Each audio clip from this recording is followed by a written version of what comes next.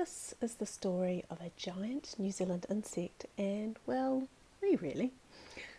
New Zealand has some very fearsome looking insects called wetas. There's quite a few different species of wetas, and the biggest of these is called the giant weta, not surprisingly. Giant wetas can get to the weight of a mouse when they're fully grown. So they're pretty big and they've got these interesting spikes on them. So they do look scary, but they're actually herbivores and they don't do any harm to anybody.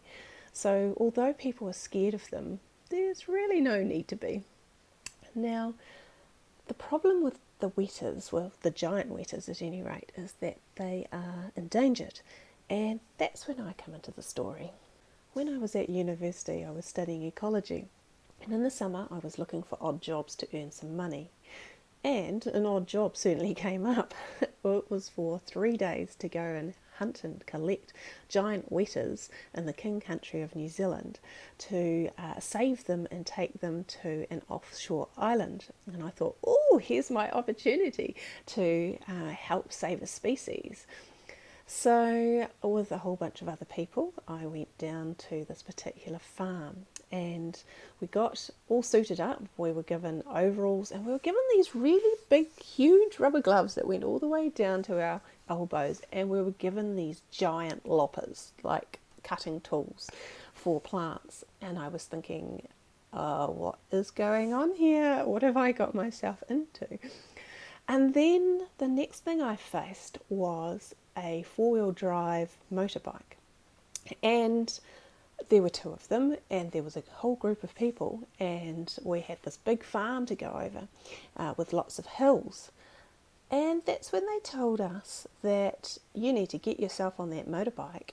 And I was thinking, well, how are we going to do that?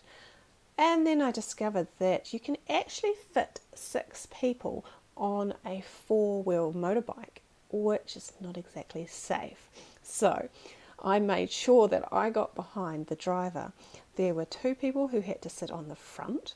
There were 2 people who had to sit on the wheels, just above the wheels, and then the person who was in the most comfortable position was right behind the driver. And the thing that was really unsafe about it was that the people on the front had to leave their legs directly straight out, and then it carried all of us, all 6 of us, up and over this hill into the area where the giant wetas are.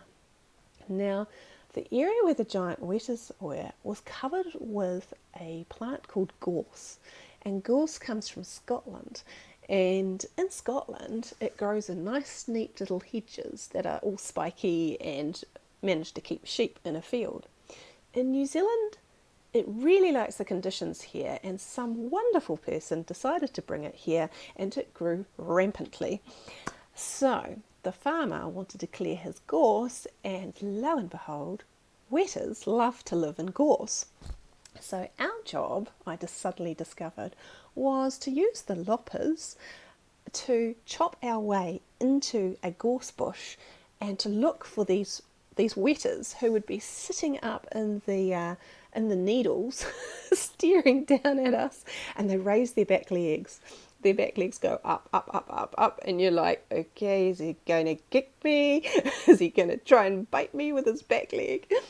So for the next 3 days, I got to in 30-degree temperature, wear full overalls with full rubber gloves with these giant loppers and chop my way into these gorse bushes. I didn't enjoy the experience terribly much. I wonder why. And I got these bruises on my thighs that were about this big, with these puncture wounds in the middle from gorse. They're kind of like giant spikes, gorse spikes that had punctured right into me. And then I'd get inside this bush, and here was this giant weta, and you had to try and catch this thing, and they jump. They're kind of like a grasshopper. So can you imagine that? Being inside a gorse bush of spikes with a giant grasshopper that wants to try and bite you. And you've got to try and catch it with rubber gloves. Not the most easy job. So over 3 days, I only caught 9 of the little blighters. And of course, you're trying not to crush these as well. And there was one girl who seemed to be extremely good at catching giant wetters. She got 22 over the 3 days. And for her, uh, she got to be on a newspaper article, and for the photo on the front of the newspaper article, they put a weta on her face. So I decided at that point that I didn't mind not being in the newspaper article. I'd just stay in the background, thank you very much. And then on the last day, we finally had to hop back on the four-wheel motorbike, all 6 of us again. And this time I did not manage to get in front, or behind the driver's seat. I got the last seat, which was right on front, which meant that I had to stick my legs right out.